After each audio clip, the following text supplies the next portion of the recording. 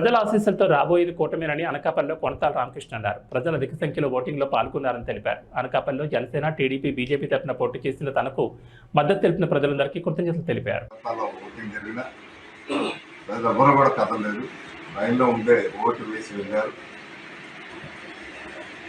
అంటే అంత తీవ్రంగా ప్రభుత్వాన్ని దించాలనేటువంటి కొత్త నిశ్చయంతో వచ్చి ఓట్లు వేసినటువంటి ప్రజలందరికీ కూడా మీ ద్వారా నా హృదయపూర్వక అభినందనలు. గతంలో కంటే ఎక్కువ శాతం ఓటింగ్ జరిగింది. ఇంచుమించుగా ప్రతి నియోజకవర్గంలో ఇదే పోటీ కొనసాగింది. రాష్ట్ర వ్యాప్తంగా తప్పనిసరిగా ఈ కూటమి ప్రభుత్వం అధికారంలోకి వస్తుంది. మంచి మెజార్టీతో అధికారంలోకి రావడం జరుగుతుంది.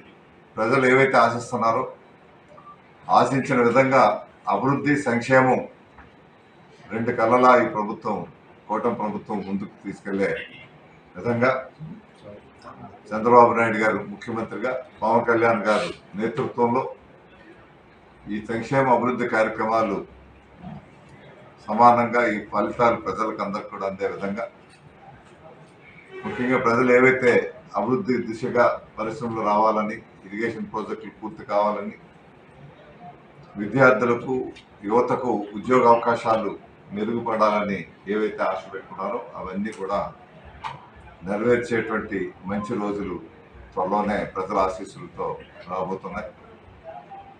ప్రజల సహకారానికి, ముఖ్యంగా మీ అందరి సహకారానికి, మీడియా సహకారానికి మరొకసారి మా హృదయపూర్వక అభినందనలు.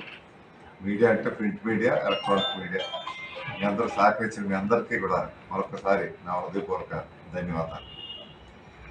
కేంద్రంలో మోడీ గారి మూడోసారి ప్రధానిగా బాధ్యతలు చేపట్టే విధంగా పరిస్థితులు ఉన్నాయి.